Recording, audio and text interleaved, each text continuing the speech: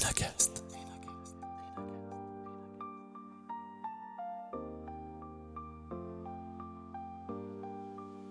Je me voyais pas continuer toute ma vie juste pour continuer à avoir un salaire stable tous les mois, en fait. J'ai jamais accepté qu'on me pose des limites, qu'on me garde dans un petit carré, dans une case. Et si un simple déclic pouvait changer toute votre vie? Bienvenue sur Renacast, le podcast qui explore ce moment clé où tout bascule, où l'envie de créer prend le dessus sur la peur de l'inconnu. Ici, des entrepreneurs, des audacieux, des visionnaires partagent avec vous leur histoire, leurs doutes, leurs succès, et surtout, ce qui les a poussés à tout quitter pour entreprendre. Une idée qui vous trotte en tête, un projet que vous n'osez pas lancer, chaque épisode est là pour vous inspirer et peut-être déclencher votre propre déclic. Abonnez-vous dès maintenant sur votre application de podcast préférée et embarquez avec nous dans l'aventure. Imaginez un cerveau qui ressemble à une boule à facettes. Ça brille, ça tourne, ça capte tout, la lumière, le son, les idées, surtout les idées, 1000 à la minute. Ce cerveau, c'est une Ferrari, mais avec des freins de vélo. Pendant des années, mon invitée a cru qu'elle avait un problème. Elle se sentait trop intense, trop dispersée, trop émotive. Elle a essayé de rentrer dans le moule, de faire semblant, de s'épuiser à masquer qui elle était pour survivre dans le monde du salariat classique. Et puis un jour, le déclic. Ce n'était pas un défaut de fabrication, c'était un mode opératoire totalement différent. Bonjour Letty David et bienvenue dans ton épisode de Renacast. Bonjour, je suis ravie d'être là avec toi aujourd'hui. Bonjour. Écoute, moi aussi, parce que on s'est croisés sur les réseaux sociaux au travers d'une discussion, je crois, de plein de choses où on cherchait des invités et toi, t'es apparu, t'as popé sur mon réseau parce qu'on m'a poussé ton profil à plusieurs reprises et évidemment, je suis venu te contacter et t'as répondu hyper rapidement, comme beaucoup de mes invités d'ailleurs, et j'en suis hyper ravi. Et on a échangé au téléphone. Alors, ça devait être un échange de quoi? 15 minutes, un truc comme ça. Ça a duré 1 heure et demie, je crois, il me semble, dans mes souvenirs. Et j'ai appris plein de choses sur moi, sur toi, sur le monde complet de ton univers. Et j'ai trouvé ça hyper intéressant. Et je me suis dit, c'est clair, on va en faire un épisode sur Renacast parce que ça va inspirer énormément de monde. Parce que ce que tu fais aujourd'hui, je pense que tout le monde peut l'utiliser et en a besoin dans sa vie de tous les jours. Qu'on soit dans le même cas que toi ou pas d'ailleurs, on peut vraiment se servir de tous les tips, de tout ce que tu peux amener au quotidien pour entreprendre, mais pas que, hein, parce que souvent on nous écoute sur Renacast pas que quand on veut entreprendre, quand on a des choses à faire dans la vie, que ça soit personnel, professionnel, entrepreneurial évidemment, mais toi tu as plein de tips, tu as plein d'astuces, tu as plein de trucs, ça fuse dans tous les sens comme je le dis en intro. Alors maintenant moi je te connais, en tout cas un petit peu plus qu'avant, mais avant de rentrer dans le vif de ton parcours, au cœur du sujet, je te propose de te présenter à nos auditeurs. Alors, je suis Letty, j'ai un TDAH, j'ai une dyscalculie et j'ai une dysorthographie. Et j'aide les personnes porteuses de projets à passer à l'action, vraiment à concrétiser. J'habite à côté de Bordeaux avec ma famille, mes chevaux et nos poules.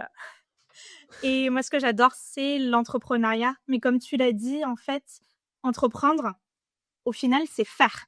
C'est pas que du business. Ça peut être un achat immobilier, ça peut être un déménagement, ça peut être monter une association, ça peut être une création artistique, ça peut être plein de choses. Mais voilà, tout ce qui passe par la création, le passage à l'action, ça me passionne. Et aider les personnes à voir de nouvelles façons d'avancer, c'est ce que j'adore faire. Ouais, effectivement, c'est clairement ce que j'ai ressenti quand on était ensemble au téléphone. Pour la petite histoire, j'étais en voiture quand on s'est téléphoné. J'ai généralement une demi-heure de route. J'ai été obligé de m'arrêter pour continuer notre conversation. J'ai loupé mon prochain rendez-vous, mais c'était pas très grave parce qu'il était moins intéressant que toi. De toute façon, la personne ne nous écoute pas, donc je peux le dire sans aucun problème. Tu m'as donné énormément d'informations hyper utiles au quotidien. Et du coup, je me suis dit, ok, je me reconnaissais dans ce que tu disais, dans plein d'aspects de ta personnalité, mais également dans plein d'aspects de ta façon de faire. Mais toi, tu vas encore plus loin que moi. Et ce que j'ai apprécié, c'est le fait que tu te serves de ce qu'on appelle nous des défauts. Tu sais, les gens dits normaux qui eux sont très carrés, câblés, comme on veut dans la société. Et toi, tu te sers de ça pour aller avancer encore plus différemment. Et je pense que c'est pas si mauvais que ça, voire à mon sens peut-être même meilleur que ce qu'on fait nous, parce que tu le vois sous un prisme complètement différent. Et du coup, je me suis demandé comment on arrivait à vivre et en arriver là justement avec tout ce que tu viens de dire, TDAH, dyscalculie, dysorthographie, c'est ça, si je me trompe pas. Tu me corriges hein, si je me trompe dans les choses, hein, il n'y a pas de problématique. Et je me suis dit, qui étais-tu avant d'entreprendre? Parce qu'on ne devient pas entrepreneur, surtout avec ces défauts, on va dire défauts de fabrication, qui sont finalement des grosses qualités, qui sont finalement des grosses qualités. Mais avant, comment tu vivais avant d'entreprendre? Parce que j'ai vu ton parcours, comme je disais, tu es une boule à facettes. Tu as fait 10 000 choses différentes, mais vraiment différentes. C'est souvent le grand écart d'ailleurs dans tes différentes activités. Euh, comment tu as fait pour grandir et qui tu étais avant? Alors, je pense que dans mon cœur, j'ai toujours été entrepreneuse, dans le sens où j'ai toujours été quelqu'un qui fait, qui passe à l'action, qui crée. Et quand on m'a dit que c'était trop, ou que j'allais trop loin, ou qu'il fallait me calmer, bah, j'ignorais tout le monde et j'y allais quand même. Euh, en fait, au final, je me suis jamais laissée limiter. J'ai jamais accepté qu'on me pose des limites, qu'on me garde dans un petit carré, dans une case. J'ai toujours voulu changer les choses. J'ai toujours voulu faire différemment. En fait, ça fait partie de moi. Si je vais dans un restaurant, je refais le menu. Si je vais dans un hôtel, je m'imagine comment on pourrait réaménager la chambre, comment on pourrait proposer des services en plus pour facturer plus d'argent aux clients. Enfin, cette ébullition, elle a toujours été là, en fait. Et je me suis toujours sentie différente. Au début, j'ai cru que c'était parce que je suis biculturelle et bilingue, donc jamais assez ni l'un ni l'autre. Ensuite, je me suis dit, tiens, c'est peut-être le TDAH, c'est peut-être autre chose. Mais bon, finalement, c'est plein de choses, comme tu dis. Le côté boule à facettes, il est là. Euh, En fait, j'ai toujours été quelqu'un de créative. Et c'est devenu de l'entrepreneuriat. C'est devenu de l'aide aux autres, mais ça a toujours été là. Ouais, et tu le dis justement, j'allais y venir, ce biculturalisme que tu as, anglais, français, d'où il te vient? Pourquoi tu as cette différence, cette histoire singulière d'ailleurs? Bah, je viens d'une famille qui vient je viens d'une famille qui vient des deux côtés de la Manche. Donc, j'ai grandi depuis toute petite en parlant anglais et français. C'est top. C'est un argument, c'est génial, hein. Enfin, toi, tu le vois comme une problématique, ne pas trouver sa place ni d'un côté ni de l'autre. Moi, je le vois comme un argument de poids exceptionnel parce que pour nous, Français, parler deux langues, c'est très, très compliqué. Enfin, tu dois le voir autour de toi. C'est pas ce qu'on apprend le plus facilement. Même l'anglais, à l'école, tu sors de l'école, tu ne comprends pas l'anglais, tu ne le maîtrises pas, tu ne le parles pas. Toi, tu as cette chance d'avoir ces deux armes à tes côtés, c'est de ce pouvoir de parler deux langues très facilement, qui t'ouvre des portes, j'imagine, encore plus que moi ou n'importe qui d'autre qui doit apprendre parce que c'est pas une langue native finalement. Et moi, je trouve ça génial. Et toi, tu l'amènes comme étant, j'arrive pas à trouver ma place. Et tu peux m'expliquer justement pourquoi, en ayant ces deux profils, ces deux typologies de langues différentes, tu as des difficultés de trouver cette place? Alors, maintenant, je me sens différente par rapport à ça. J'accepte et d'ailleurs, je le vois comme une force. Mais quand j'étais ado, forcément, c'est pas facile d'être ado. Et quand voilà, quand on est bilingue, biculturel, bah, j'ai jamais été assez britannique pour être britannique. Là-bas, je suis toujours la française. Et ici, bah, j'étais toujours la fille de l'anglaise, quoi. Donc ça n'a pas été facile de trouver ma place dans ce sens-là auprès des autres. Et puis, bah, au final, j'ai appris que c'est pas les autres qui vont décider de ma place, c'est moi. Donc, plutôt que d'attendre qu'on me laisse une place, je crée ma propre place et point barre. Et ça me va très bien. Et finalement, comme tu dis, ça, c'est une énorme force. Et ce qui est intéressant, c'est que c'est pas que du bilinguisme. Le biculturalisme, c'est comprendre que en France, on mange à midi, on mange comme ci, comme ça. Là-bas, les restos, ils sont ouverts toute la journée. Tu peux manger un steak frites à 15h si tu veux, on s'en fiche, il n'y a aucun jugement. Et en fait, d'avoir cette ouverture d'esprit, de comprendre qu'il n'y a pas une manière de faire les choses. On n'est pas obligé de faire comme ci ou comme ça. En fait, dans plein de pays, c'est différent et on peut du coup créer à sa manière. C'est vraiment libérant. Donc, j'ai vécu toute ma vie jusqu'au bac en France et j'ai fait mes études supérieures en Écosse parce que justement, je parlais anglais, mais je comprenais pas vraiment la culture. Bon, l'Écosse, c'est encore autre chose, mais voilà, j'ai de la famille écossaise. Je suis partie là-bas. Ça a été un énorme choc. Et en plus, ma première année, j'ai vécu avec 4 filles chinoises. Donc, mais j'ai appris énormément de choses sur moi et sur le monde. Et surtout, ce que j'ai appris, c'est que les règles, on s'en fiche. Parce que c'est des choses qu'on a créées, c'est de l'imaginaire, en fait. On n'est pas obligé de suivre les injonctions des autres. On n'est pas obligé de faire comme les autres juste parce que eux font comme ça, juste parce que eux, ça leur va. On peut faire ce qu'on veut. On peut créer de manière différente. On peut vivre de manière différente. On peut travailler de nuit. Voilà, c'est pas grave. Teste des choses différentes. Si elles te correspondent, vas-y. Et ça, c'est Ouais. magnifique. Effectivement, c'est un premier truc que tu nous donnes, un premier tips que tu nous donnes, tu le donnes facilement, mais tu l'as appris tout au long de ta vie. Les règles, on s'en fiche. Alors effectivement, il faut respecter les lois, attention, mais les règles, les, les règles, on s'en fiche. Oui, parce qu'en fait, on peut faire des choses différemment et obtenir un résultat tout aussi bien, voire parfois meilleur que de suivre ce que tout le monde fait. Moi, j'identifie ça au mouton. Voilà, parce que on a toujours fait comme ça, on continue de le faire comme ça, et au final, bah, on obtient toujours le même résultat. Alors que quand tu prends quelqu'un qui n'est pas de cet univers, tu l'amènes dans un univers totalement différent et tu lui donnes aucune règle, et tu vas voir que tu vas être énormément surpris par le résultat de cette personne-là.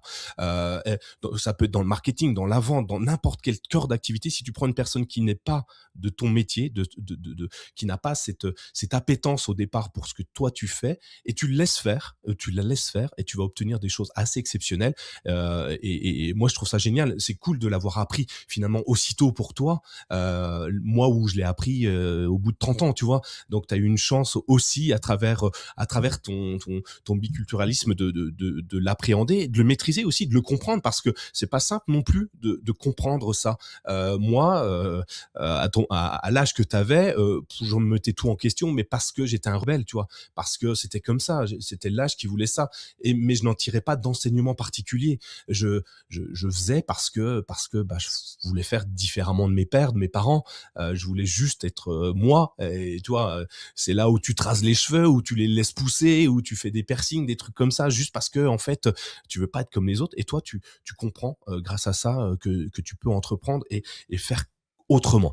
Donc et c'est génial. Alors tu dis que tu étais avec des Chinoises, c'est ça? Quatre colocs chinoises. Oui. T'as appris le chinois du coup? Non, pas du tout. Mais j'ai appris à utiliser les baguettes, pas seulement pour manger, mais pour cuisiner. Et j'ai aussi appris à supporter beaucoup plus d'épices qu'on a l'habitude de manger en France. Ouais. Bah, du coup, tu ouvres encore la palette de tes connaissances grâce à ça. Donc, aller au contact, partir, oser partir. Alors, tu as un avantage par rapport à beaucoup d'autres personnes, c'est que tu as de la famille sur place, tu parles la langue, donc beaucoup plus simple évidemment, tu peux t'ouvrir facilement, mais c'est un conseil qu'on peut donner beaucoup à beaucoup de monde. Ouvrez-vous l'esprit, allez voir ailleurs, et vous verrez, les choses sont différemment faites, certes, mais elles sont pas pour autant mauvaises. Alors toi, du coup, une fois que tes études sont terminées, tu fais quoi? Tu te lances tout de suite dans l'entrepreneuriat, ou tu décides quand même de faire un peu comme tout le monde, c'est-à-dire trouver un job? Tu sais, le truc classique, 8h, 18h, tu manges à midi, désolé, et comment tu fais alors? Alors, j'ai fait des études en histoire, en littérature et ensuite un master en théâtre. Donc, pendant toutes ces études-là, j'ai travaillé en tant que photographe dans des boîtes de nuit pour de l'événementiel. J'ai bossé en tant que régisseuse. J'ai aussi fait du marketing pour des festivals d'art, de théâtre, de musique, plein de choses. à la fin de mes études, j'ai travaillé à la BBC, donc sur un programme d'actualité le soir. Et en fait, je faisais l'autoprompt. C'est une petite machine, du coup, qui fait défiler le texte que doivent lire les présentateurs. Et en fait, alors, à l'époque, c'est peut-être différent maintenant avec l'IA et tout. Mais du coup, moi, j'étais là pour faire tourner à la même vitesse que la personne devait lire dans le studio en live. C'était super sympa. Donc, j'ai fait ça. Et ensuite, j'ai travaillé en la prod audiovisuelle sur des courts-métrages. Et je voulais me lancer là-dedans. Mais on a eu le Brexit et je suis tombée enceinte et je me suis dit: «Ouh là là, déjà je veux rentrer en France». Et je me voyais pas faire un métier qui demande d'être 18 heures, 20 heures par jour sur un plateau de tournage. C'était pas ma vision de la parentalité.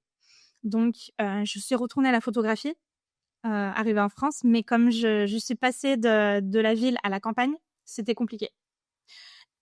Et oui. Heu, l'événementiel, tout ça, il y en avait beaucoup, beaucoup moins. Et puis, c'était pas du tout les mêmes cultures, on veut des photos de nous, quoi. Voilà. Hem, donc je suis à ce moment-là, je me suis dit: «Bon, je vais quand même tester, comme tu dis, le parcours un peu plus classique». J'ai postulé un peu partout et j'ai eu la chance, d'avoir une opportunité dans la fonction publique en tant que chargée de communication. C'était super sympa. J'ai commencé à mi-temps en plus, donc ça m'allait très bien. J'avais quand même de la flexibilité et j'ai appris plein, plein de choses. Je suis partie sur des bases que j'avais déjà, mais du coup, j'étais le service de communication à moi toute seule. Donc, je faisais le site web, la presse, les réseaux sociaux. Je passais à la radio parfois, enfin plein, plein de choses, la photo, la vidéographie, voilà. C'était Ah oui, super quand même. intéressant. Ouais, effectivement. Ouais, ouais, Donc, ouais. comme je le disais, la boule à Ah, facettes, on la voit bien, elle se dessine là. Il y a énormément de choses. Fonction publique, je dirais pour certains, c'est le Graal. Tu vois, tu es sûr d'avoir toute ta vie tranquille, pépère, jusqu'à la retraite. En plus, tu apprends plein de choses, donc tu t'épanouis, toi, toute seule dans la com. Donc, t'avais pas de collègues pour être faire le site web, la com, les réseaux, les interviews, les choses comme ça? Enfin, t'étais toute seule dans ton réseau? alors quand je suis arrivée, il y avait une graphiste à mi-temps et donc moi j'étais à mi-temps aussi. Donc elle faisait tout le côté visuel, et elle est partie et donc le président m'a proposé de reprendre sa partie à elle. Je suis passée à plein temps et là je faisais vraiment tout. Et en fait, ma hiérarchie c'était le directeur général et le président. Donc je devais coordonner avec les élus, avec tous les autres services, et cetera. Mais vraiment dans la com pure, c'était que moi. OK, OK, une charge de travail impressionnante normalement. Donc c'est pas simple de prendre tout ça. Non, mais j'ai adoré. J'ai adoré. Il y avait alors c'était une collectivité rurale, donc il y avait plein de choses à mettre en place, énormément de potentiel et en fait, on m'a recrutée parce que j'apportais un peu d'air frais. J'avais des idées un peu différentes et en fait, ils voulaient de ce dynamisme. Donc c'était super qu'on me fasse autant confiance et qu'on me laisse en fait, proposer des choses, explorer des choses, mettre en place des nouveautés. C'était vraiment top. Mais bon, C'est au bout de génial. quelques années, Voilà, justement, au bout de quelques années, qu'est-ce qui arrive? Pourquoi tu te dis: «J'en ai marre et je m'en vais»? Est-ce qu'il y a un moment donné où tu fais un bilan de ta vie, de ta vie passée ou de ta vie future en te disant: «Moi, je veux, autre chose, je veux différemment»? J'ai eu le cas, dans plein d'épisodes où la phrase c'est, «À 80 ans, où est-ce que je veux être? Est-ce que je serai fier de mon parcours ou pas?» Toi, est-ce que tu as eu ce déclic? Est-ce qu'il y a quelque chose en toi qui est arrivé, qui t'a dit, «Cette fois, c'est stop, j'arrête et je fais autre chose»? alors, quand je suis passée à plein temps dans la fonction publique, j'ai demandé à être titularisée pour devenir fonctionnaire, et ça m'a permis de faire un investissement immobilier, d'acheter une maison que j'ai retapée. Donc ça, c'était super important pour moi, d'avoir fait ça seule, mais aussi d'avoir cette stabilité à offrir à mes enfants. Mais en fait, une fois que j'avais offert la stabilité à mes enfants, je me voyais pas continuer toute ma vie juste pour continuer à avoir un salaire stable tous les mois, en fait, tu vois? Je je voulais être responsable, offrir de la stabilité, mais je voulais pas avoir une vie, répétitive et en fait, au bout de quelques années, je me suis bien rendu compte qu'il y avait un cycle. Voilà, il y avait des événements qui revenaient chaque année, des rythmes qui se répétaient et cetera. Une fois que je les avais appris, la stimulation, la nouveauté n'était plus là, en fait. En plus, la maison qu'on avait était trop petite. Il était temps de déménager. Mon conjoint voulait, se reconvertir aussi.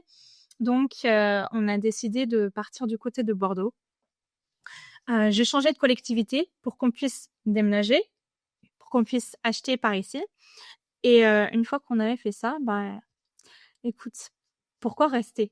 J'avais 2 options. Soit, je reste, je me tais, je fais le plan-plan, soit je reste et je râle, parce que soyons honnêtes, dans la fonction publique, il y a pas mal de personnes qui restent et qui râlent. Mais moi, je suis plutôt du genre à à pas rester. Si je commence à râler, c'est que je vais trouver une solution et je vais aller faire autre chose. Et voilà, il était temps pour moi de, bah, une fois que j'avais mis en place cette stabilité, et cetera, de faire quelque chose pour moi, quoi, d'aller créer, d'aller voir d'autres horizons. OK. Et alors il y a pas que dans la fonction publique où les gens restent et râlent, hein. C'est une des particularités des Français en général, hein. C'est d'ailleurs comme ça qu'on est connus. Donc du coup, ils sont tous, bien intégrés, c'est ça qui est bien. Mais bon, OK, tu décides, tu veux pas râler, je l'entends, tu veux avancer, tu veux, pas être plan-plan, donc pas t'ennuyer dans ton travail, découvrir, apprendre de nouvelles choses en permanence. C'est ce que je comprends moi, de ce que tu dis. La stabilité, tu l'as acquise, quand même. Donc du coup, c'est bon, tu as ce qu'il te faut pour être sereine et avancer. Et le fait de voir ces cycles, tu vois, pendant que tu me le disais, je le voyais moi aussi dans mon travail. Je me dis, ouais, effectivement, chaque période, je sais qu'on il y a enfin, on refait la même chose. Alors, évidemment, c'est pas tout à fait les mêmes mots, c'est pas tout à fait les mêmes actions, mais finalement, si on doit mettre un seul mot sur l'action qu'on est en train de faire, c'est le même que l'année dernière ou d'il y a 5 ans ou d'il y a 10 ans. Et finalement, à un moment, on est plan-plan, on s'ennuie. Et pour toi, comme pour moi, alors moi, je suis pas TDAH, mais bon, je pourrais peut-être aller voir s'ils peuvent pas me diagnostiquer. Mais à un moment donné, mon cerveau, quand il s'ennuie, me demande de faire autre chose. Il me pousse à faire un milliard de choses. D'ailleurs, je fais comme toi un milliard de choses. J'en fais pas toutes des activités, mais tu vois, je crée Renaka, j'ai d'autres podcasts, j'ai des sites web, je fais de la musique, je fais plein de choses. Et parce que il faut que j'occupe mon esprit. Et dès qu'il y a un nouveau truc qui arrive, je claque des doigts et je me dis, ouais, c'est génial. Et je m'enthousiasme assez rapidement pour la nouveauté. Tu parlais rapidement tout à l'heure de l'IA dans le prompting. Quand l'IA est arrivée, mon cerveau est parti en ébullition totalement et je me suis dit, il faut que je m'en inspire, il faut que j'aille dedans, il faut que je le comprenne. Je dois maîtriser ce truc-là. Ça a l'air génial. Mais il y a tellement de trucs et je comprends tellement ce que tu dis dans ces rythmes, dans ces cycles de vie, qu'à un moment donné, tu puisses avoir envie d'en sortir. Mais bon, c'est facile à dire. Moi, tout le monde peut dire ouais, j'en ai marre. Mais toi, tu t'en vas. Comment tu fais? Alors, j'ai planifié ça pendant longtemps. Je suis quand même restée 5 ans dans la fonction publique. Pour quelqu'un comme moi, c'est beaucoup. C'est très, très long. J'ai été stratégique. J'ai négocié une rupture conventionnelle, ce qui m'a permise, d'avoir une prime au départ et ce qui m'a permise aussi, de pouvoir, toucher le chômage. Donc voilà, ça m'a aidée à me mettre en place, avec mon business en partant. OK, Ensuite, donc bah, tu réfléchis et tu dans la ah deuxième pardon. collectivité pardon, dans la deuxième collectivité où j'étais, on me faisait moins confiance et j'étais moins bien.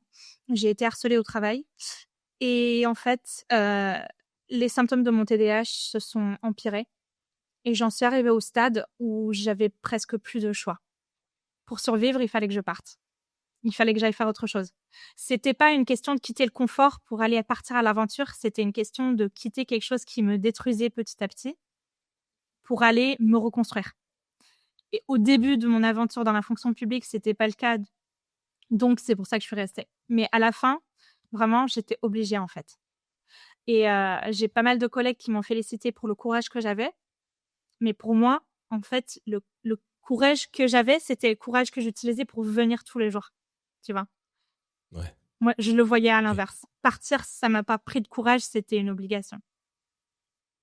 Une question de survie peut-être même, et super important d'écouter son corps. C'est souvent ça, hein, d'ailleurs, son corps, son esprit.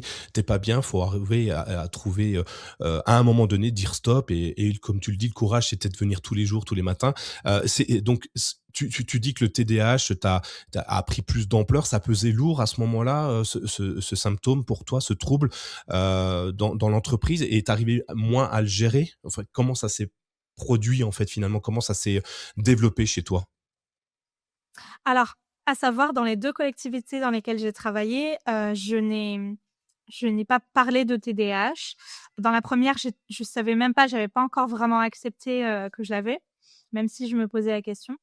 Mais dans la première collectivité, en fait, on m'acceptait pour qui j'étais, on me soutenait, on m'encourageait, j'avais cette liberté de création et cetera. Alors forcément, parfois, on me recadrait un peu, on me disait: «Bon Letty, tu vas un peu trop loin, allez reviens par là, s'il te plaît». Mais de manière, aimable, tu vois?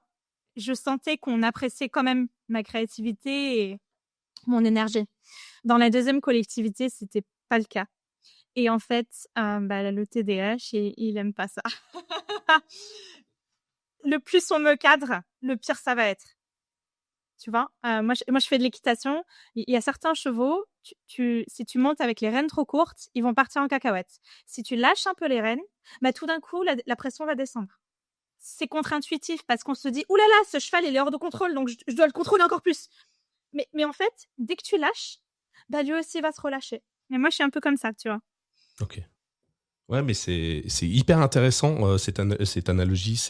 Mais c'est pour beaucoup de monde quand même. Il y en a qui ont besoin d'être très, très, très cadrés, mais les créatifs, en général, je pense que tous les créatifs sont un peu TDAH, hein, clairement. On pourra avoir des idées qui fusent dans tous les sens, pour bouger dans tous les sens, pour aller chercher des trucs que personne ne va chercher. Je pense qu'ils ont tous, mais ils sont pas diagnostiqués parce qu'en fait, c'est l'endroit. Tu vois, le créatif, on lui demande de faire plein de choses. On lui demande de partir dans des délires, de courir dans tous les sens, d'être hyperactif justement, c'est un peu le truc. Sauf que quand tu as un TDAH, que tu es dans un endroit plus cadré, la fonction publique, clairement, ça me semble être très cadré quand même, hein, c'est très normé. Et ben évidemment, tu dénotes. Et alors j'ai pas la citation exacte, mais le problème, c'est que tu n'avais pas forcément trouvé ta place. C'est pas toi le problème, c'est l'endroit où tu es. Et quand tu trouves ta place, c'est l'endroit qui t'accepte comme tu es. Ça pèse lourd. Et tu t'es fait diagnostiquer du coup en TDAH ou finalement tu t'es dit non bah je l'ai parce qu'en fait je coche toutes les cases. Oui, je me suis fait diagnostiquer. En fait, pendant longtemps, j'étais certaine et d'ailleurs, j'avais eu une psychologue qui me l'avait confirmé, mais sans faire de diagnostic officiel. Mais quand c'est devenu très compliqué, j'ai cherché un diagnostic qui a été confirmé et j'ai commencé un traitement aussi. Ok. Se faire. Alors, est-ce que tu conseilles aux gens de se faire diagnostiquer? Imagine, moi, je pense quand j'en suis pas loin, même si je suis clairement moins que toi, ou tu vois, tu as encore plus d'idées que moi, c'est horrible. Déjà dans ma tête, c'est compliqué, donc dans la tienne, ça ne doit pas être ça. Est-ce que toi, en tant que tu l'as fait, tu as franchi le cap, est-ce que tu conseilles aux gens qui pensent l'avoir d'aller se faire diagnostiquer, ou au contraire, si leur vie est bien comme elle est, de ne pas le faire? Je pense que ça dépend vraiment de la personne. Comme tu dis, si tout va bien et qu'il y en a pas le besoin, honnêtement, ça coûte cher, ça prend du temps, pourquoi? Voilà. Après, si par exemple, on commence à avoir des difficultés, ça peut être intéressant. Si on a des enfants qui ont des difficultés, ça peut être intéressant de comprendre, bah, est-ce que nous, on a ce même fonctionnement? Est-ce que, un diagnostic, des parents peut être, intéressant, peut aider aussi? Voilà, il y a plein de situations qui peuvent vouloir dire que, voilà, un diagnostic est intéressant.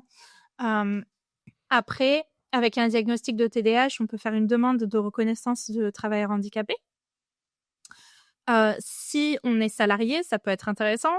Si on est, indépendant, on peut être, travailleur indépendant, handicapé aussi, donc ça peut nous apporter, des petites choses intéressantes. Mais voilà,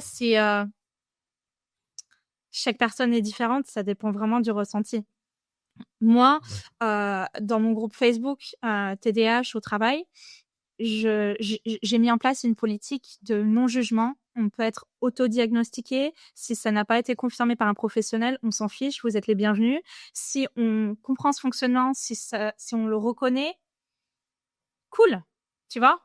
On n'a pas besoin d'un papier, pour échanger, pour adopter des fonctionnements, des techniques qui peuvent être utiles. Comme tu disais tout à l'heure, on n'a pas besoin d'un TDAH pour utiliser des outils, qui ont été pensés par quelqu'un avec ce trouble-là. Ouais.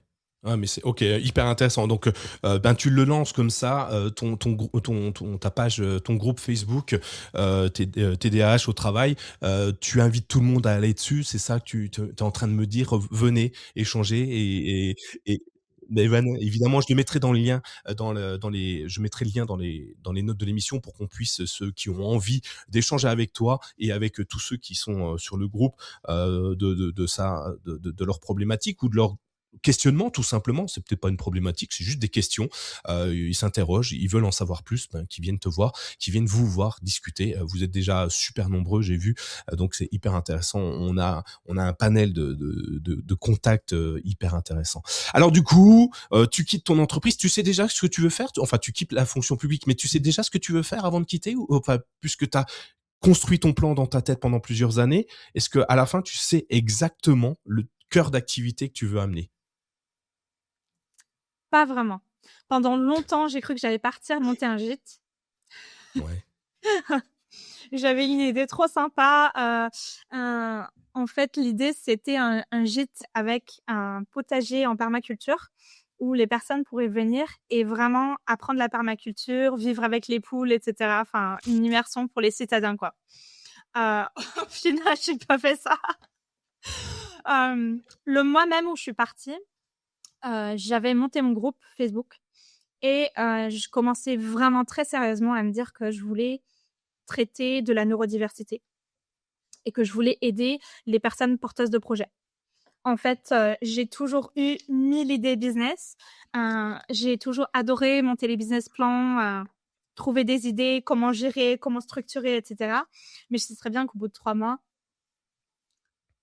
ou même limite maximum au bout d'un an, une fois que j'ai fait le cycle, comme on a dit, tu vois, bah, Ouais. j'ai fait le tour, je veux passer à autre chose.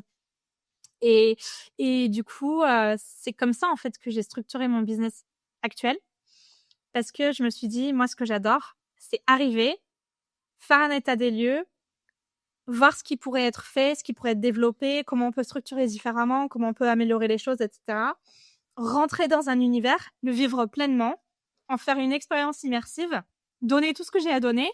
Une fois que j'ai donné tout ce que j'avais à donner, dire voilà, il n'y a plus besoin de moi, je m'extrais, allez, bye. Tu vois? Ouais, je vois totalement. C'est exactement ce que tu dis depuis le début finalement. Tu ne veux pas t'ennuyer, tu veux fournir un effort très, très, très puissant dès le départ, très rapidement, sur une courte période. Et puis ensuite, hop, on casse le cycle, on va à autre chose, on fait autre chose. Et de passer de client, de contact en contact, ça définit exactement ce que tu m'as dit être. Donc finalement, tu as trouvé cette voie.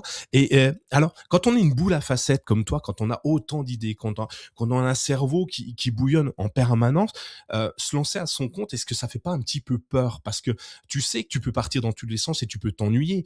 Et du coup, lancer son entreprise, c'est forcément tout le temps faire la même chose. On a la compta, on a l'administratif, on a des deadlines, on a plein de trucs légaux à gérer. Mais quand ça, malheureusement ou heureusement, je ne sais pas, ça revient, c'est cyclique, ça revient tout le temps. T'as pas eu peur de ça? Alors, c'est un peu, mais justement, cette peur, elle m'a poussée à créer autrement et à réfléchir à comment je pouvais maximiser la nouveauté et la créativité pour que ces cycles soient moins pénibles, en fait. Euh, Tout d'abord, la grosse question qui me faisait surtout peur, c'était l'éparpillement. Comme tu disais, d'avoir 10 000 idées le minute, bah, je peux pas monter 10 000 business en une semaine, même si j'aimerais bien. Donc, en fait, la clé pour moi, ça a été de comprendre que plutôt que de monter 10 000 business pour moi-même, je pouvais monter un business très simple le garder aussi simple que possible, vraiment insister là-dessus et aider les autres à monter 10 000 business. Si j'accompagne 100 clients, je les aide avec 100 projets. Mais c'est pas 100 projets à moi. Donc, moi, je gère pas toutes les choses qui ne m'intéressent pas dans ces projets et surtout, j'ai pas toute cette charge. Moi, j'arrive en mode consultant, je donne des idées, je donne un coup de boost, etc. Mais j'ai pas la charge entière à porter. Et en fait, mon business est très simple. J'ai 2 services. Tu vois? Ouais. J'ai vraiment fait en sorte de garder quelque chose de clair, de facile à mettre en place. J'ai fait de mon mieux pour automatiser tout ce qui est devis, factures, etc. Tu vois? Euh, Comme on disait, l'IA aujourd'hui, on peut s'en servir pour plein de choses. On peut programmer à l'avance sur les réseaux sociaux. On peut streamliner au maximum tout ce qui est paiement, etc. J'ai des liens de paiement, comme ça les gens peuvent payer par carte. Vraiment, tout simplifier au maximum pour mes clients et pour moi. Alors déjà, ça me permet de moins m'éparpiller, mais ça me permet aussi de passer du temps sur d'autres projets. Si j'ai tout d'un coup une idée qui me vient et que 2 semaines après, j'y réfléchis toujours, j'ai monté un business qui peut me permettre de faire ce projet à côté et 6 mois après, en adopter un autre. Tu vois? Je Ouais. voulais pas un business qui soit 45, 70 heures par semaine où je suis à fond sur quelque chose parce que sinon ça tourne pas. Je voulais quelque chose qui puisse me permettre d'aller monter un festival, d'écrire un bouquin, d'aller faire une conférence, tu vois? Me dire: «Tiens, je vais prendre les gamins, 2 mois, on va partir en road trip, pourquoi pas?» Tu vois? Ouais, effectivement. Parce Et que donc tu construis sur une base très simple, très épurée, où tu viens, je vais faire un set de Lego. Toi, tu as la grande planche et tu viens mettre les Lego, des autres dessus, jusqu'à obtenir, l'élément le qu'ils voulaient, enfin, amener toutes tes connaissances, tous tes savoirs, toute ta spontanéité, ton énergie, hein, pour que chaque projet devienne, pendant un laps de temps, le tien, jusqu'à ce que toi, tu t'éclipses pour que ce projet devienne encore plus grand ou différent. Mais toi, tu as apporté le ciment qui fait que la personne qui t'a contacté, avec qui tu as travaillé, puisse, elle, développer autrement, peut-être plus vite que si elle l'avait fait seule de son côté. Euh, Tu parles d'outils, d'automatisation. Je suis très curieux. Je t'en avais déjà parlé. Est-ce que tu peux me dire là aujourd'hui, et ça va servir à pas mal de monde, comment tu automatises les choses? Alors tu parles d'IA, ça fait peur à beaucoup de monde, l'intelligence artificielle, hein. Tu vois, les prompteurs, là, les gens qui tournent la petite molette, eux, ils ont peur parce qu'en fait maintenant c'est automatique. Tu parles de liens de paiement, pareil, les banques, elles commencent à flipper un peu. Enfin, il y a plein de métiers qui ont peur, mais comment on peut se l'approprier? Est-ce qu'il y a des petits tips que tu peux me donner, des outils que je peux utiliser aujourd'hui pour faire un peu la même chose que toi? alors, parce que ma clientèle cible, soit a un TDAH, soit se reconnaît dans ces fonctionnements-là, soit Mmh. tout simplement est multipotentielle ou créative, porteuse de projet et donc s'éparpille et donc oublie et donc passe, du coq à l'âne. Donc, ça a été important pour moi de faciliter au maximum le fonctionnement pour eux et pour moi. Le lien de paiement, par exemple, ma comptabilité, elle passe par ABY, ABBY, hem et j'ai fait un lien avec Stripe pour générer des liens de paiement qui iront sur mes factures.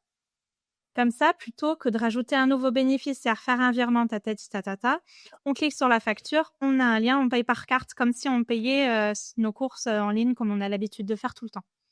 Beaucoup Ouais. de personnes aujourd'hui, tu n'as même pas besoin de sortir ta carte parce que c'est enregistré dans ton Chrome ou quoi. Enfin, voilà. Ça, c'est super simple au final à mettre en place, tu vois.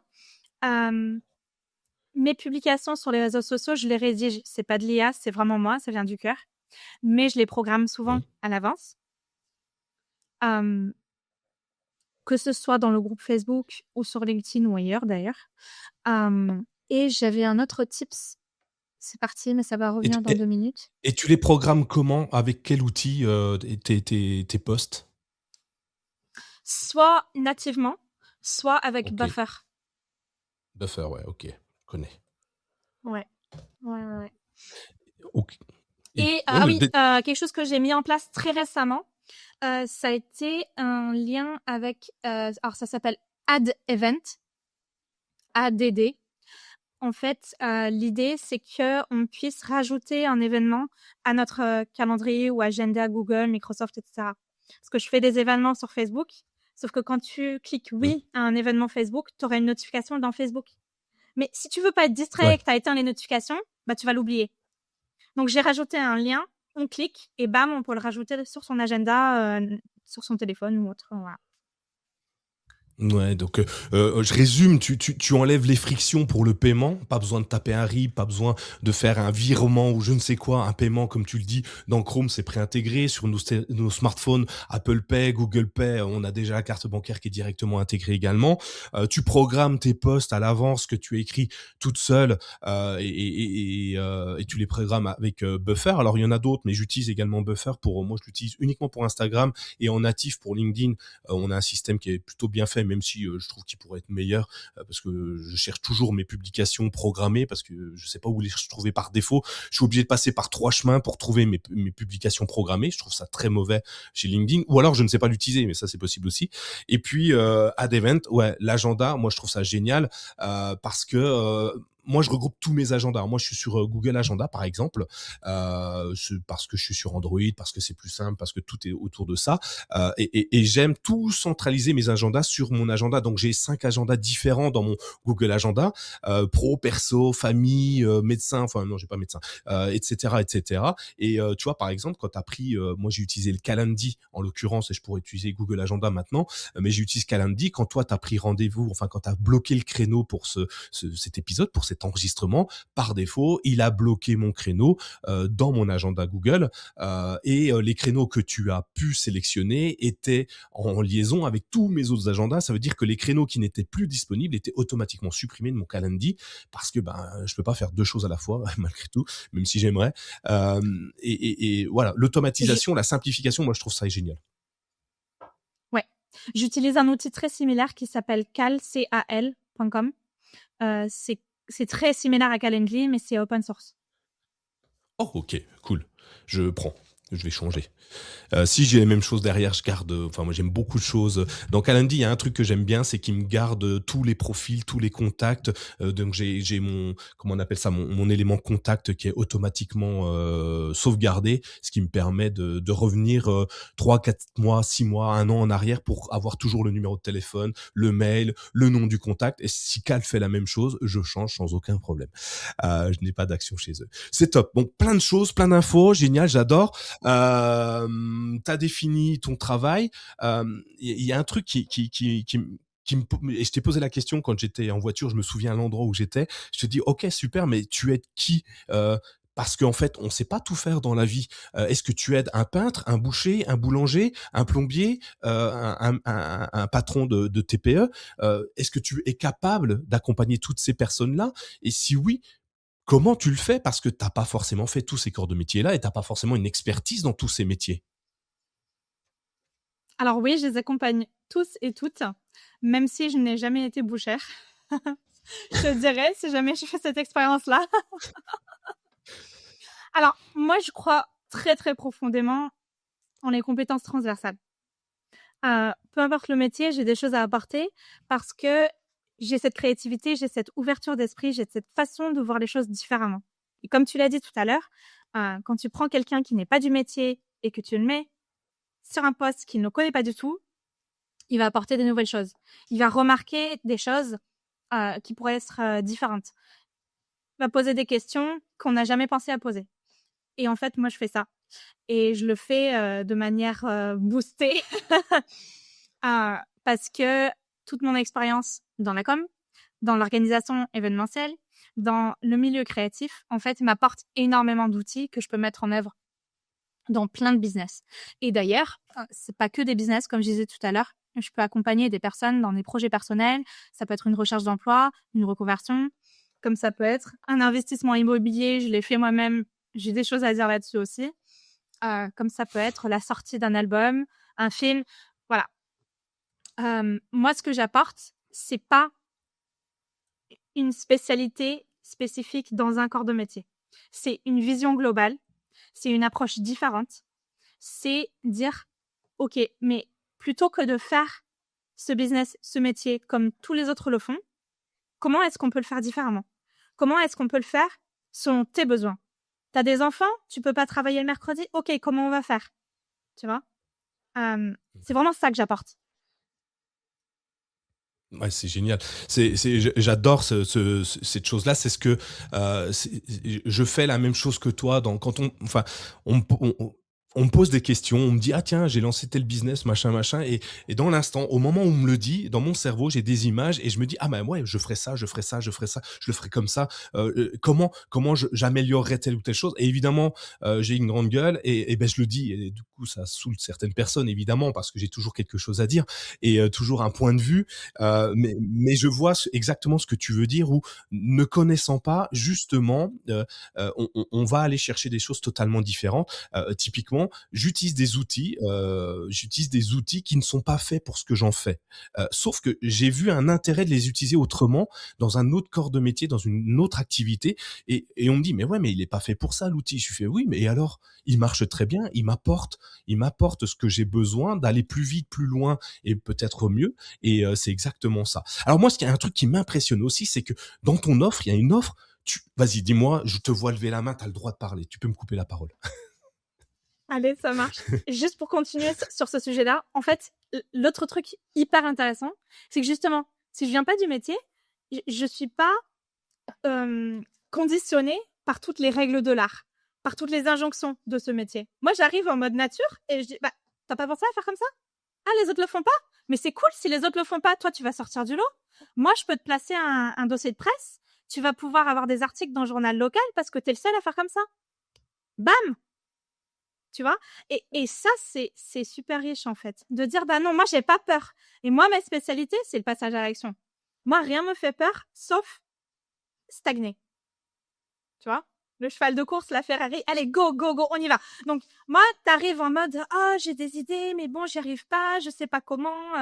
On me dit qu'il faut faire ça, on me dit que si je rentre pas dans ces cases, ça va pas le faire, mon business va se noyer, gna, gna, gna. Moi, je suis en mode, non, non, non, écoute pas ça, on s'en fiche, moi, j'ai pas peur. T'as pas besoin d'avoir peur non plus. On va simplifier au max. On va trouver des trucs pour te démarquer. On va aligner tout ça avec tes besoins et on va y aller. Et on va y aller vite. Comme ça, tu changes pas d'avis. Comme ça, t'as pas peur. On y go, on plonge et on voit ce que ça donne. Et on adapte et on développe. Mais on y va, quoi. Ouais. Alors tiens, je te donne un truc, allez, petit exercice pratique qu'on peut peut-être mettre en place. Vu que tu réfléchis vite, ça va aller super vite. J'ai un podcast et j'ai envie de le faire connaître. Comment je fais? Hmm. Est-ce que c'est un podcast spécifique ou c'est un podcast Ben, Serenacast, on parle de déclic entrepreneurial. Ok.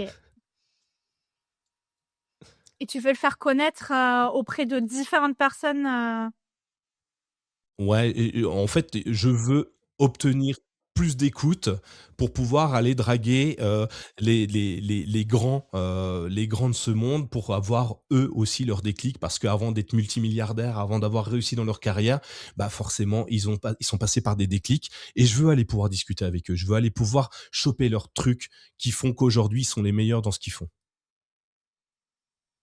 Hmm. Je dirais, ce serait... Non, mais moi, j'aime bien passer par l'humour. Pour attirer l'attention de ce genre de personnes, pareil, il faut faire différent. Mais tu pourrais faire comme un challenge avec les personnes que tu interviews, en mode, OK, voilà, tel et tel business. Tu prends un business, du coup, d'un de ces grands, tu vois. Tu lui demandes, OK, comment toi, tu améliorerais ça? Comment tu fais mieux? Qu'est-ce que tu en penses? Tu pourrais même le faire anonymement, donc la personne ne sait pas que c'est un business qui tourne hyper bien, tu vois. Elle connaît pas forcément le business, c'est anonyme. Tu les sors, OK, voilà, qu'est-ce que tu ferais toi? Et après, tu leur envoies. Tu les tags. Ok. Ouais, OK. Je prends. J'ai noté, tu vois, sur mon petit carnet. Je Je t'ai réécouterai sorti l'épisode. ça en 20 secondes, hein. Ouais, mais t'inquiète, on va l'utiliser. Ça me parle, c'est intéressant. Et le fait de voir différemment, justement, c'est intéressant. Tu vois, l'humour dans les professionnels, on se dit qu'on peut pas faire d'humour parce que c'est très bling bling. C'est pas bling bling, très huppé, très. Il faut un discours très propre, très clair. L'humour, ça marche pas. Ben, peut-être que si, justement. Et justement, c'est le côté C'est différenciant. très français ça. Ouais, C'est très français c'est très ça. français. Ouais. Les Britanniques, ils adorent rire d'eux-mêmes. D'ailleurs, Mm. le plus haut tu vas monter, les personnes les plus cotées, les meilleurs, disons, ils vont avoir encore plus d'humour envers eux-mêmes, tu vois. Bon, j'ai beaucoup d'humour envers moi, donc j'ai une chance de. Ouais, mais je vais remonter, je vais monter, c'est sûr. Alors moi, j'ai vu un truc qui m'interpelle. Alors, ok, tu réagis vite, tu interagis vite, et j'ai regardé tes offres, tes deux offres, hein, une de tes offres en particulier. euh, 4 jours de formation, enfin pas de formation, d'accompagnement intense. 4 jours. Comment, en 4 jours, euh, tu arrives à faire bouger des lignes où la personne a peut-être mis des années à en arriver là et à arriver à ce point de blocage, à t'appeler. Moi, je trouve ça ouf qu'en 4 jours, tu puisses, comme un peu un format commando, quoi. Tu trahis sac à dos, t'y fonces, il faut arriver au bout. Comment en 4 jours, tu peux faire bouger tout ça? Très souvent, les personnes savent ce qu'il faut faire et le blocus, il est là parce qu'elles ne savent pas comment ou parce qu'elles ont peur et que seules, c'est super dur. À deux, c'est pas pareil. À deux, moi je te dis, mais n'aie pas peur, c'est pas grave, on va y aller et on y va. c'est c'est vraiment tout bête. Euh, on fait des sessions très intenses, en hyper focus. Moi je suis avec toi, on est sur le projet. Rien d'autre ne vient nous distraire. Pourquoi ça n'avance pas? Qu'est-ce qui va pas? Comment on fait pour court-circuiter ça? Comment on fait pour simplifier? Comment on fait pour avancer? Ok, on a trouvé. Ça, souvent, on le fait ou on commence au moins à l'aborder dans une pré-séance de préparation sur 1 heure de visio avant les 4 jours. Quand on arrive sur les 4 jours, on a une idée de ce qu'on veut faire et de comment. Et on s'y met. Et en fait, on s'y met à deux. Donc, la productivité, elle est doublée. Moi, j'ai pas peur. Donc, mon client n'a pas peur. Et on met en place des choses. Finalement, beaucoup de choses peuvent être mises en place rapidement si on simplifie et si on passe à l'action. Souvent, quand on monte un business, on passe 6 semaines à choisir un logo. On n'a pas besoin de logo. On passe 3 mois à décider du nom de l'entreprise pour pouvoir trouver un site web au nom de l'entreprise. On ne sait pas s'il nous faut un .com ou un .fr. On s'en fout, tu n'as pas besoin de site web. Moi, j'ai pas de site web. Tu vois? Il y a plein de Mmh. choses qui viennent en fait empoisonner presque la simplicité et nous empêcher d'avancer parce que on nous a appris que c'est important ou parce que comme on a peur d'avancer, on trouve des excuses. Tu sais? Oui, mais j'ai pas fait mes papiers. C'est pas Ouais. grave. Tu peux commencer ton business et tu peux faire les papiers 1 mois après. Tu vas pas être puni. Tu vois, il y a plein de petites choses, mais voilà, on trouve des excuses en fait. Et moi, je suis là pour très très gentiment, avec beaucoup d'amour, dire stop. Ça, c'est une excuse. Chut. Allez, repassons à nos moutons. Comment on va faire? Ouais, ça, c'est pas grave. Chut. Allez, on enlève. Tu vois? Et toutes les petites problématiques, Ouais. je les vire. Et puis, au final, une fois qu'on a viré les problématiques, le chemin, il est là devant nous. Donc, il n'y a plus qu'à avancer. Mmh. C'est ce que tu dis, en gros, je résume, c'est que finalement, on a les réponses en nous, sauf qu'on ne sait pas les voir, on n'arrive pas à les définir parce qu'on est pollué par plein de choses, plein d'excuses, plein de problématiques qu'on imagine insurmontables. Je vais prendre l'exemple de Renakas justement parce que tu sais, il a pas encore un an, il va pas tarder à avoir un an. Quand je l'ai lancé, je me suis dit, ouais, ça, enfin, j'ai eu envie de le lancer et je me suis dit, en fait, encore un projet parmi tant d'autres. si j'avance pas vite, je ne le ferai pas. Et j'ai fait ce que tu as dit. Alors, j'ai fait un logo parce qu'il me faut un logo, parce que je sais que sur un podcast, j'ai besoin de quelque chose. Sinon, la plateforme ne me veut pas, en fait, tout simplement. Et elle me dit, bah non, t'as pas le droit de. Donc, j'ai besoin de ça. J'ai besoin du son, parce que le son, ben, s'il y a pas de musique, il y a pas de générique, je sais que ça marchera pas. Parce que, ben, on ne pourra pas reconnaître l'ADN du truc. Mais je me suis dit, j'ai besoin d'un site web, j'ai besoin de plein de trucs. Je sais que j'avais besoin de plein de choses. Sauf que je me suis dit, OK, ouais, j'en ai besoin, mais est-ce que j'ai besoin que ça soit parfait?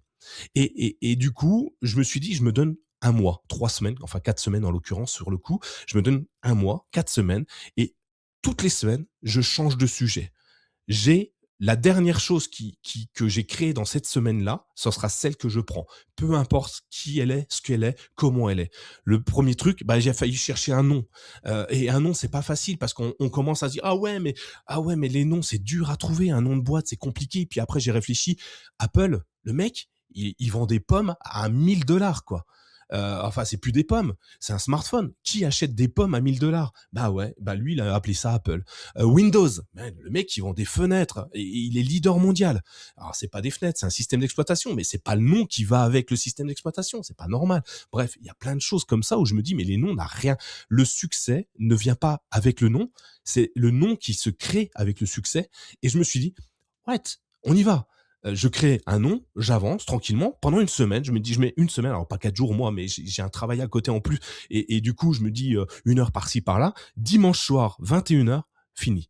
J'ai créé le nom, j'ai créé le logo, j'ai créé le site web, tout ça en 4 semaines, en me disant c'est un MVP, ok, il n'est pas parfait. Il n'est pas parfait, mais ça me permet d'avancer. Et avec ça, bah, j'ai avancé. Aujourd'hui, je suis content, je suis avec toi. Je ne le serais pas si j'étais pas parti dans le même délire que ce que tu viens de me dire. Au diable les excuses, arrêtons de nous trouver des problèmes là où il y en a pas, créons des choses. Et c'est un conseil que je donne à tout le monde. Je reprends ton conseil et je le mets, je dis que c'est moi qui le dis du coup. Et je reprends ton conseil. Arrêtez de vous trouver des excuses, avancez.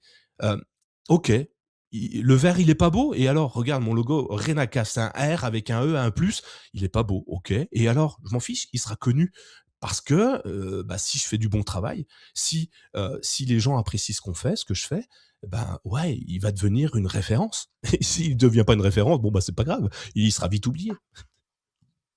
Mais c'est ça. Donc, Vraiment, il y a plein de choses comme ça où je me suis dit, mais c'est pas parfait, je peux pas y aller. Et j'y suis allée quand même.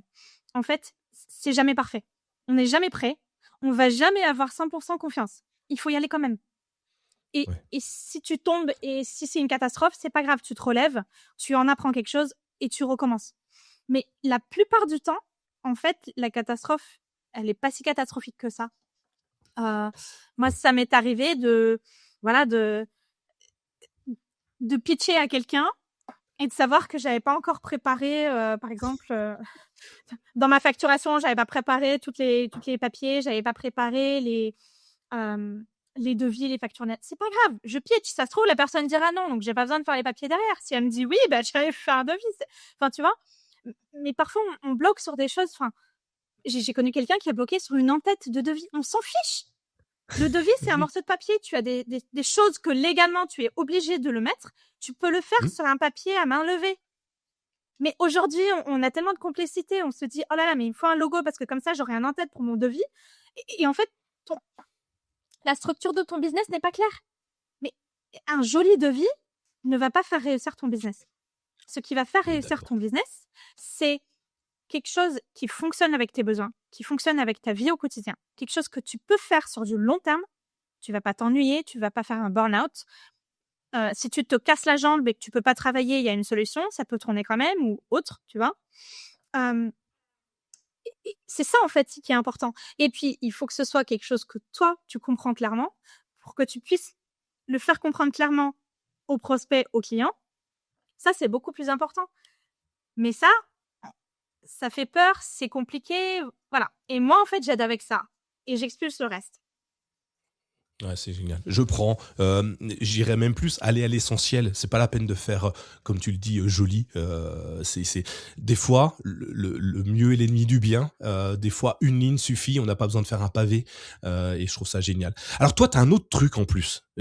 Tu vas plus loin. Ok, t'aides plein de monde, tout ça, mais il y a un truc qui m'a interpellé et que je trouve génial. J'y ai pensé à un moment donné, mais je n'ai pas trouvé comment le faire. Et puis à un moment, l'idée m'est passée. Tu as créé une communauté de co-travail et je trouve ça génial parce qu'on entend parler des coworking. J'ai eu Delphine, par exemple, qui travaille dans un coworking, qui a trouvé sa première cliente dans le coworking, tu vois. Elle n'avait pas encore son statut d'entreprise, qu'elle avait déjà pris son coworking et qu'elle avait trouvé son premier client dans ce coworking. Tu vois, le truc, personne fait ça. On commence d'abord par voir le statut, après on trouve un lieu pour travailler. Elle a fait comme toi, elle a fait dans l'autre sens. S'est dit, bon, tant pis, on fait n'importe quoi, on verra bien. Et puis, qu'est-ce qui va m'arriver? Au pire quoi? J'aurais essayé, comme dirait Magali, l'épisode 1 de Renacast. Au pire quoi, j'aurais essayé. Allez écouter d'ailleurs l'épisode de Magali, exceptionnel. Toi, tu crées un truc que personne n'a créé, en tout cas de ma connaissance à moi, hein, évidemment, qui s'appelle tu as donné quoi? Le body doubling, c'est ça? Alors, j'aimerais avoir inventé ça, mais ça existait déjà. Ouais. C'est quelque chose qui se fait beaucoup aux États-Unis, aux pays anglophones. Ça s'appelle donc le body doubling, dédoublement de corps. L'idée, c'est que voilà, toi et moi, on se disperse, on procrastine, on a plein d'idées, mais du coup, la compta, on l'a pas faite. On se Non, connecte en ça c'est visio. sûr. Je te dis qu'il faut absolument que je fasse ma déclaration à l'URSSAF. Toi, tu me dis que voilà, tu as des paperasses à faire. On se dit, OK, on éteint nos micros, on garde la vidéo, on met un timer. Alors, dans mon groupe, on fait 25 minutes et on taffe. Comme on s'est dit ce qu'on allait faire, plutôt que d'aller promener le chien, manger une pizza, regarder Netflix, oh là là, il est 19h, trop tard, on bosse. En 25 minutes, on peut faire plein de choses, mais ça passe aussi très très vite, donc on n'a pas le temps de s'ennuyer, de se dire qu'on en a marre. Et on fait une pause et après on repart. C'est super utile. Ça aide vraiment avec la productivité, ça aide à passer à l'action sur des choses qu'on n'a pas envie de faire. Et puis, comme tu dis, il y a l'esprit de groupe. Quand on bloque, quand on a une question, on échange, on s'entraide, on apprend plein de choses. On tisse des liens très sympas aussi. On finit par collaborer, on finit par monter des projets ensemble. Mais surtout, on met en place une routine. Tu vois, dans mon groupe de body doubling, on fait 3 body doubling par semaine, parfois 4. Et du coup, on prend son rythme, on prend ses habitudes. On sait qu'on va se connecter à telle heure et qu'on va avancer. Et donc, quand on se sent pas motivé, quand on n'a pas envie, on se connecte quand même, on avance. Et en fait, le passage à l'action déclenche de la dopamine dans le cerveau. Donc, on se sent bien. Tout d'un coup, la motivation est là. Tout d'un coup, on se dit « Ah tiens, je vais pouvoir faire ça ». Et en fait, après la séance, on continue à travailler, on continue à avoir de la productivité. Ouais. Et plutôt que de se sentir nul, plutôt que de se dire « Purée, j'ai plein d'idées, mais je tourne en rond, j'y arrive pas, qu'est-ce que j'ai ?» on a fait quelque chose. On se dit « Ouais, purée, hein, c'est cool ». Même quand on a eu du mal, on se dit « Bon, aujourd'hui, j'ai eu du mal, mais j'ai quand même eu un échange sympa, j'ai des gens qui me soutiennent. Demain, je réattaque. » Ouais. L'effet de groupe est hyper intéressant. Et ça, c'est quoi? C'est quelque chose que je peux venir dans ton groupe déjà, là, tout fait. Je clique sur un lien, bonjour, c'est moi, ou je crée le mien dans mon coin et j'ai pas le droit de discuter avec vous. Enfin, pas le droit. Il y a déjà beaucoup de monde, mais comment tu mets en place ça? Est-ce que on peut intégrer déjà un groupe fait ou on est obligé de faire le nôtre? Je résume ma... Alors, le body doubling, le concept en lui-même, je veux dire, tu peux le faire toi avec qui tu veux. Tu peux aller proposer à tes amis, à tes voisins de le faire en personne, à la médiathèque ou chez toi, ou en ligne avec des amis, sans souci. Sinon, tu peux venir dans le groupe Facebook TDAH au travail, où je fais des séances découvertes gratuites régulièrement. Tu peux venir tester. Et si tu veux en faire régulièrement, la communauté que j'ai montée, elle est sur abonnement, sur une plateforme qui s'appelle Circle. Ok. L'abonnement est à 30 € par mois. Et en plus des événements de body doubling, il y a des espaces où on peut échanger, tchatcher, partager des outils, partager des tips, des conseils, poser des questions. Voilà. Moi, je trouve ça génial. 30 balles par mois, c'est rien pour avoir un collègue, pour avoir un point de vue différent, puisqu'en plus, ils sont même pas dans le même univers que toi. Ils sont chez eux, loin. Toi, tu es à Bordeaux, il peut être à Strasbourg ou peut-être même à l'international. Il fait nuit là-bas, c'est le matin, toi, c'est le soir. Vous avez pas le même le même mood à ce moment-là, hein, puisque il y en a un qui est en phase de réveil, l'autre qui est en phase de sommeil. Donc, des aptitudes à ce moment-là qui sont différentes. Je trouve ça génial. J'adore le concept. Je ne connaissais pas. Enfin, je connaissais indirectement directement sans avoir mis de mots dessus. Je trouvais ça génial. J'en fais de temps en temps avec des collègues, des amis, où on se connecte et puis alors nous on laisse le micro ouvert et puis on y va, on papote et puis c'est plutôt des phases de réflexion où on balance des trucs, on dit ah bah tiens moi ce mois-ci j'ai fait ça, blablabla, ça s'est passé comme ça, on fait un espèce de petit bilan et puis on dit ce qui marche pas et puis derrière il y a l'autre qui dit ah bah tiens bah, j'aurais peut-être fait ça, j'aurais peut-être fait ça, ah ouais c'est une bonne idée et on se donne ouais c'est ça. Et je trouve ça sympa, génial. Merci, je prends, c'est un conseil qu'on peut donner à tout le monde, créer votre propre groupe finalement ou bah, encore une fois, comme je l'ai dit tout à l'heure, on met le lien dans les notes de l'émission, donc venez, rejoindre, toute la communauté de Letty, donc ils vont juste, être exceptionnels, j'adore l'idée.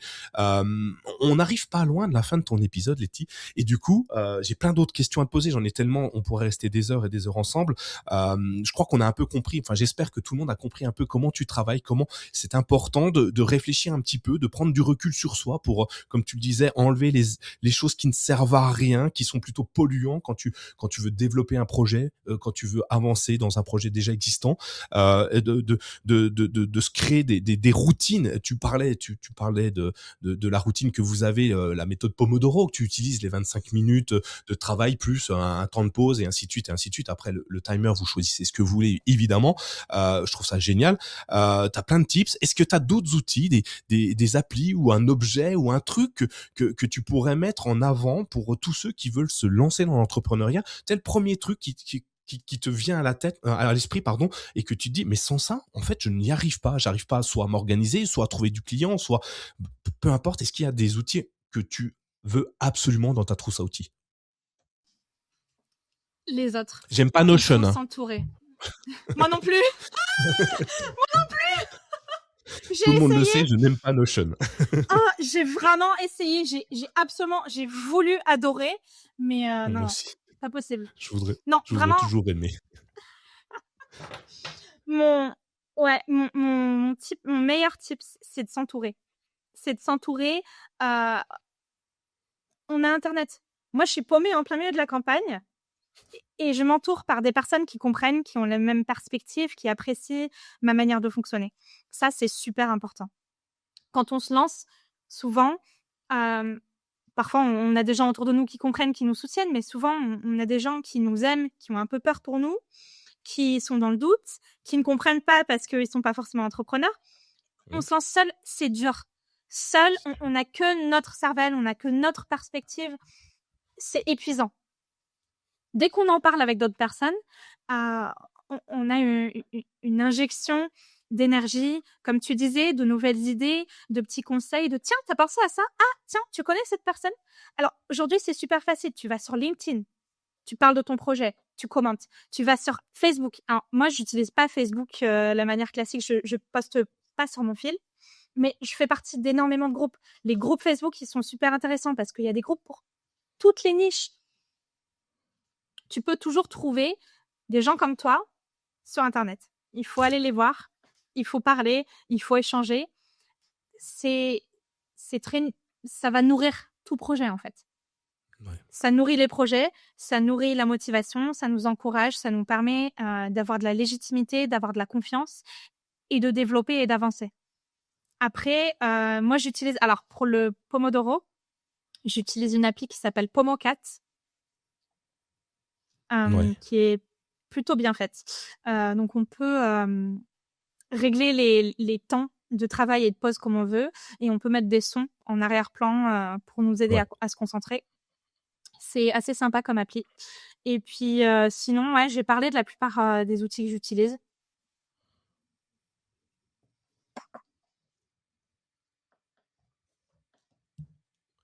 Ok, donc non, j'étais en train de télécharger Pomocat.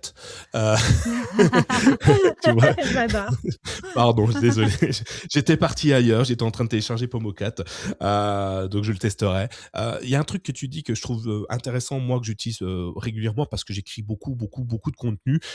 Pour ceux qui me connaissent, je suis dyslexique, alors écrire c'est pas mon univers, lire encore moins. Mais j'écris quand même beaucoup de contenu. Toi, le mec, il aime se faire mal. Et j'ai un problème, c'est que alors je suis pas diagnostiqué TDAH, je le suis sûrement pas, mais mon esprit divague très très vite. Je peux faire chercher un mot sur internet, une définition de quelque chose, et à travers cette recherche, je suis parti ailleurs. Je me retrouve à regarder des petits chatons sur Internet. Alors, c'est pas vraiment des chatons que je regarde, c'est plus une technique intelligence artificielle ou je sais pas quoi. Il y a un nouveau truc qui est passé et à la fin, mon projet principal, bon, je sais même plus ce que je faisais au début. Donc, en fait, pour me concentrer, j'utilise pas, moi, personnellement, la méthode Pomodoro, même si je la connais et je l'ai déjà utilisée mais j'utilise le son. Le son est pour moi quelque chose d'apaisant. Et alors, quand je parle de son, c'est pas de la musique, enfin, c'est de la musique, mais c'est pas de la musique, il y a pas de voix. Ou quand il y a de la voix sur la musique, je ne comprends pas la langue.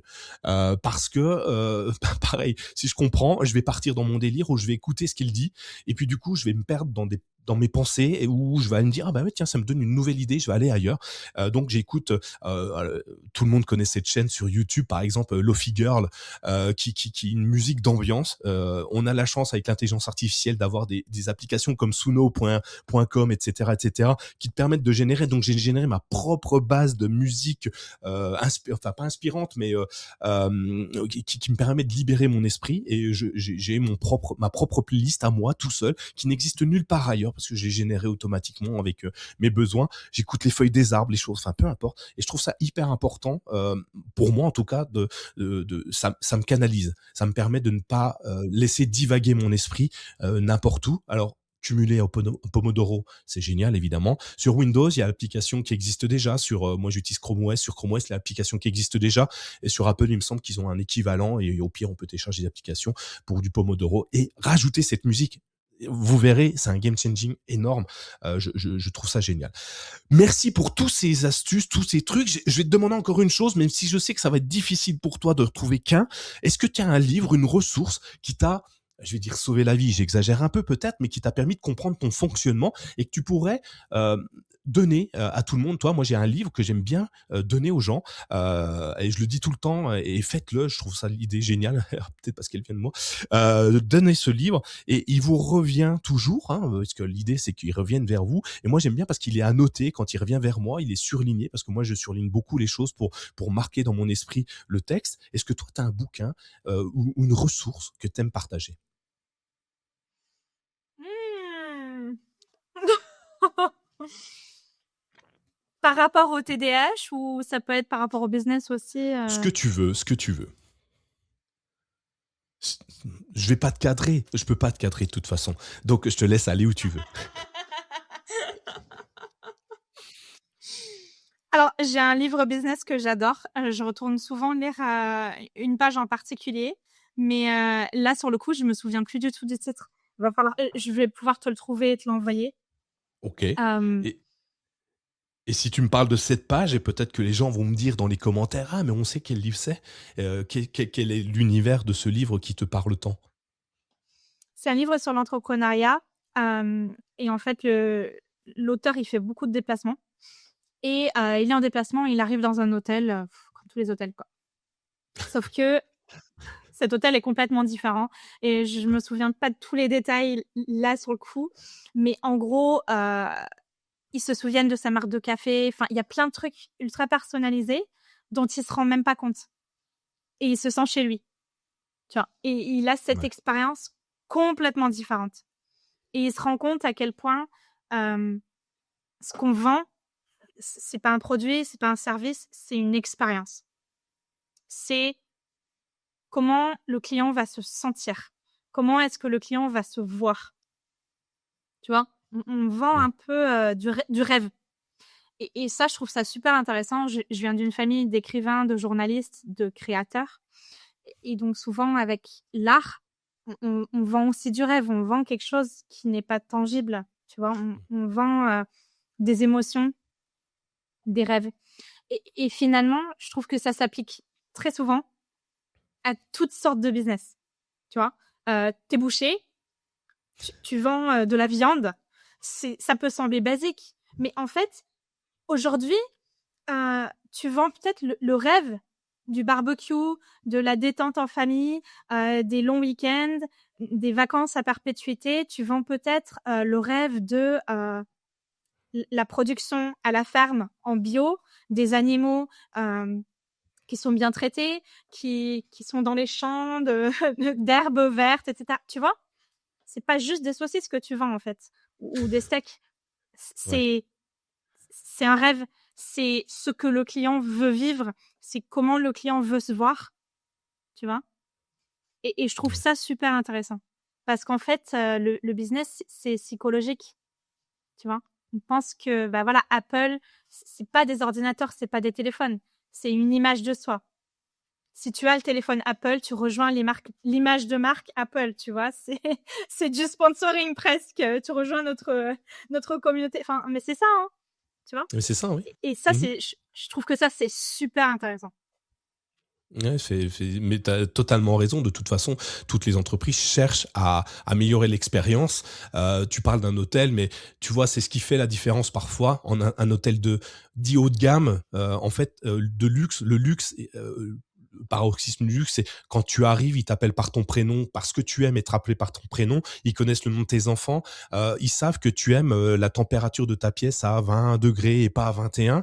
Et c'est en ça que ils sont capables de facturer plus cher, aller plus loin parce que cette expérience. Apple le fait, comme tu le dis, parce que tu fais partie du groupe, parce que tu fais partie d'un statut social grâce à eux.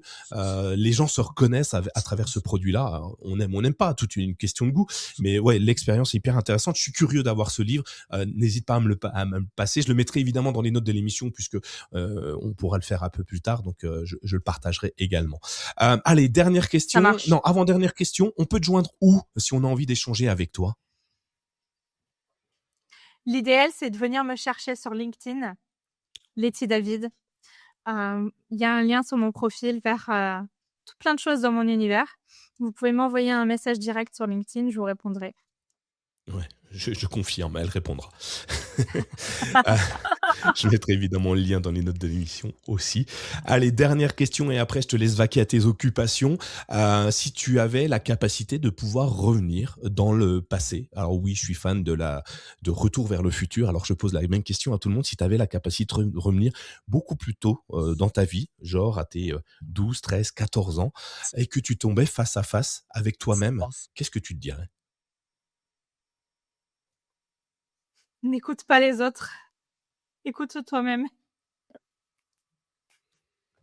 Effectivement. Toujours mieux de s'écouter. Toujours mieux. Ouais. Merci Letty pour cette clarté. C'était dense, c'était brillant, c'était intense, c'était boule à facettes, comme on peut le dire. J'ai beaucoup apprécié ce que tu nous as partagé. J'invite tout le monde à aller voir ton profil. D'ailleurs, si vous êtes reconnu dans cet épisode, si vous avez l'impression d'avoir un moteur de Ferrari, mais vous n'avez pas encore le volant, pas de roue, restez pas seul. Hein. L'isolement, c'est pas bien, c'est le pire ennemi du passage à l'action. Allez découvrir Letty sur tous ces plateformes Facebook, LinkedIn, et puis partagez l'épisode si vous a plu, si vous a inspiré, si vous a donné envie de passer à l'action, envie d'oser. N'hésitez pas à le partager, à réfléchir dessus, à nous poser des questions, à interagir avec nous. Et évidemment, je vous dis merci Letty, merci beaucoup pour ce que tu m'as partagé. Je te dis je te souhaite Merci à une bonne toi. continuation sur tout ce que tu fais. Et je sais que ça va marcher, donc j'ai pas de soucis. Puis on se recroisera peut-être, comme je dis à tout le monde, d'ici 2 ans, peut-être 3 ans, où on parlera à nouveau de ton parcours, de cette période-là, qui a encore été, j'imagine, géniale. Et je te souhaite le meilleur et je vous dis à tous à bientôt. À bientôt Letty, merci en tout cas. À bientôt. Si cet épisode vous a inspiré, ne le gardez pas pour vous. Partagez-le avec vos amis, votre famille, vos collègues, qui sait. Cela pourrait bien être le déclic dont ils ont besoin pour se lancer. Abonnez-vous dès maintenant sur votre application de podcast préférée et laissez-nous une note 5 étoiles ainsi qu'un commentaire. Votre soutien est essentiel pour faire grandir RenaCast et continuer à donner la parole à celles et ceux qui ont osé. À très vite pour un nouvel épisode et surtout, osez passer à l'action.